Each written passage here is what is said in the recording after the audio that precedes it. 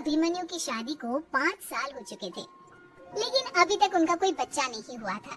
इसकी वजह से शीतल और अभिमन्यु परेशान रहते थे, लेकिन उन दोनों से ज्यादा परेशान थी शीतल की सास, यानी अभिमन्यु की माँ जानकी देवी। जानकी देवी चाहती थी कि जल्दी से जल्दी उनकी गोद में पोता या पोती आ जाए, और इसीलिए वो अपनी बहू शीतल को लेकर एक दिन हॉस्पिटल पहुंची। डॉक्टर मैडम, जरा ठीक से चेक करके बताइए ना, कई बड़े बड़े डॉक्टर को दिखाया है, लेकिन मेरी बहू माँ ही नहीं बन पाती। मैंने शीतल को बहुत अच्छे से चेकअप किया है। देखिए, बात यह है कि शीतल के अंदर माँ बनने की कैपेसिटी नहीं है। ये आप क्या कह रही हैं डॉक्टर साहब? कोई तो इलाज होगा ना, कोई दवाई दे दीजिए। देखिए, कुछ प्रॉब्लम ऐसी होती है जिनका कोई ट्रीटमेंट नहीं होता। आई एम सॉरी टू से, लेकिन शीतल कभी माँ नहीं बन सकती, क्योंकि उसके यूट्रस में अंदर से ही कुछ प्रॉब्लम है। घर आने के बाद क्या हुआ माँ? कहाँ लेकर गई थी आप शीतल को? अरे कहाँ लेकर जाती, डॉक्टर मैडम के पास ले गई थी, लेकिन तेरी बीवी तो कभी माँ बन ही नहीं सकती। मम्मी जी, इसमें मेरी क्या गलती? अगर अंदर से कोई प्रॉब्लम है तो उसमें मैं भी कुछ नहीं कर सकती। जानती हूँ, ये बात डॉक्टर के मुंह से सुन चुकी हूँ। अब दोबारा मेरे सामने इस बात का गाना मत गा। माँ, परेशान होने की जरूरत नहीं है, हम सोचते हैं ना कुछ। अरे क्या सोचेगा तू? जब डॉक्टर कह चुका है कि तेरी बीवी माँ नहीं बन सकती, तो बता क्या सोचेगा तू? कहाँ से लाएगा बच्चा? माँ, ये तो मैं भी नहीं जानता। अभिमन्यु, क्यों ना हम अनाथ आश्रम से एक बच्चा गोद ले आए? क्या फर्क पड़ता है बच्चा हमारा हो या गोद लिया हुआ? आई बड़ी बातें बनाने वाली, क्या फर्क पड़ता है? अरे क्यों फर्क नहीं पड़ता? मुझे इस वर्ष को आगे बढ़ाने के लिए मेरे बेटे का खून चाहिए, किसी दूसरे का नहीं। लेकिन माँ, आप जानती हैं कि ये अब पॉसिबल नहीं है। मैं कुछ नहीं जानती। मैं किसी पराये की औलाद को इस घर में अपना पोता या पोती बन के बढ़ता हुआ नहीं देख सकती। मेरा वंश मेरे बेटे के खून से ही आगे बढ़ेगा। लेकिन मम्मी जी, ऐसा कैसे हो पाएगा? आप अच्छी तरह जानती हैं ना, मेरा और अभिमन्यु का बच्चा नहीं हो सकता। तो मैं अपने बेटे की दूसरी शादी करवाऊंगी, और अपनी दूसरी बीवी से ये मुझे बच्चा पैदा करके देगा। ये आप क्या कह रही हैं माँ? मैं किसी और से शादी नहीं करने वाला। मेरे रहते हुए आप अभिमन्यु की शादी किसी और से करवाएंगी? मम्मी जी, आप ऐसा कैसे कर सकती हैं? तू बस देखती जा बहू, मैं ऐसा कैसे कर सकती हूँ। कुछ दिनों के बाद, अभिमन्यु, मैंने तेरे लिए लड़की ढूंढ ली है। माँ, मैं आपको कितनी बार समझाऊं, मुझे किसी से शादी नहीं करनी है। पहले मेरी बात सुन, ये जो चमेली है ना, हमारे घर में काम करने आती है, वो तुझसे शादी करने के लिए तैयार है। मम्मी जी, आप अभिमन्यु की शादी एक नौकरानी के साथ करवाएंगी? वो इसलिए क्योंकि चमेली दिखने में बहुत खूबसूरत है, बच्चा भी सुंदर ही होगा। मम्मी जी, लेकिन एक बच्चे के लिए अपने बेटे की शादी नौकरानी के साथ करवाना, क्या ये सही है? अगर अभिमन्यु ने शादी नहीं की ना, तो मैं अपनी जान दे दूंगी। अब देख लो, अगर तुम्हें अपनी माँ की जान प्यारी है, तो तुम्हें इस नौकरानी के साथ शादी करनी ही होगी। इस तरह जानकी देवी अपने बेटे अभिमन्यु की शादी नौकरानी चमेली के साथ करवा देती है। कुछ दिनों के बाद, नौकरानी से मालकिन बनके तो मजा आ गया, अब तो मैं इस घर की मालकिन हूँ। देखो, अपने आप को ज्यादा मालकिन समझने की कोशिश मत करो। एक बार तुम्हारा और अभिमन्यु का बच्चा इस दुनिया में आ जाए, उसके बाद तुम इस घर से हमेशा के लिए चली जाना। अरे जाओ जाओ, किसी और के आगे बातें बनाना, एक बच्चा तो पैदा नहीं कर सकी।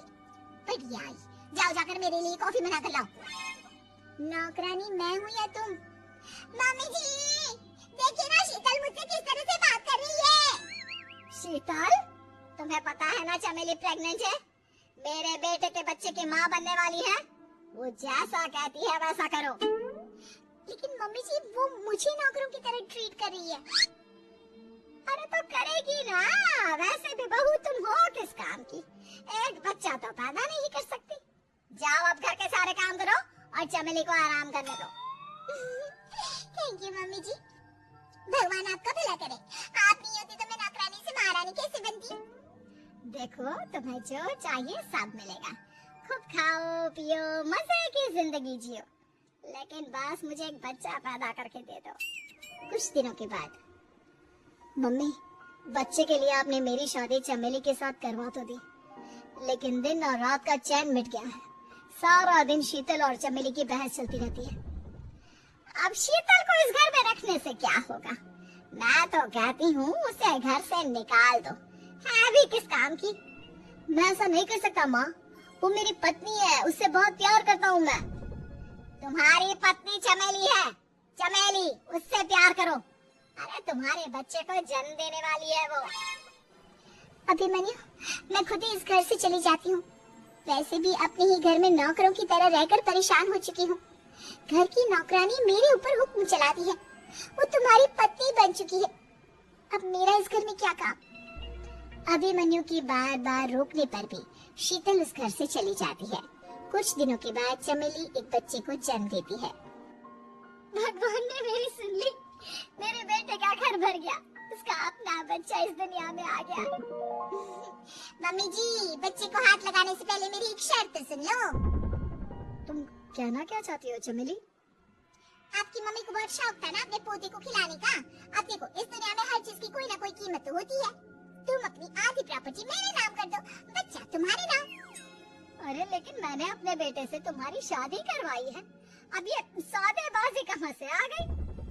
जो औरत अपनी बहू को घर से निकाल कर एक नौकरानी के साथ अपने बेटे की शादी करवा दे, वो तो सौदेबाजी कर ही सकती है ना। उसका कैसे भरोसा कर सकते हैं? मुझे बस आप लोगों की प्रॉपर्टी चाहिए, उसके बाद ही बच्चे को आप हाथ लगा सकती हैं। मैंने कहा था ना मम्मी, आप गलत कर रही हैं। देखिए, उसका नतीजा आपके सामने है। जब शीतल को पता चलता है कि अभिमन्यु और चमेली का बच्चा दुनिया में आ गया है, तो वो अपने घर पहुंचती है।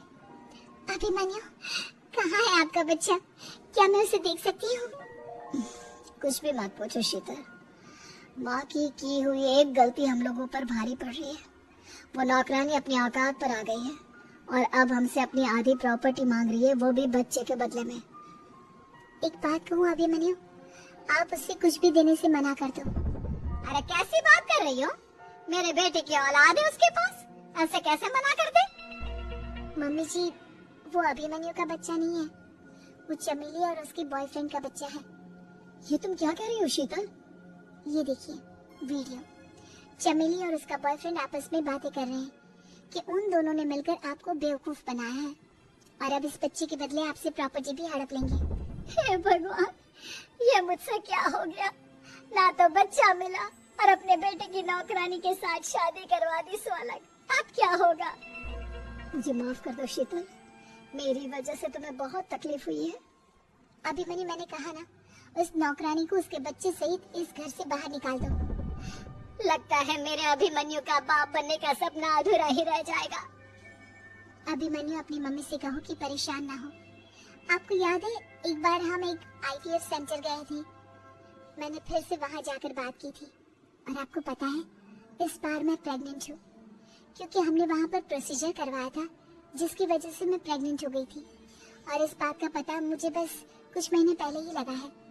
हमारा बच्चा इस दुनिया में आने वाला है अभिमन्यु। मुझे माफ कर दो शीतल बहू, मुझसे बहुत बड़ी गलती हो गई। कोई बात नहीं माँ, लेकिन अब हमें उस धोखेबाज नौकरानी को इस घर से बाहर निकालना है और इस घर के मालकिन को वापस घर लाना है, वो भी अपने बच्चे के साथ।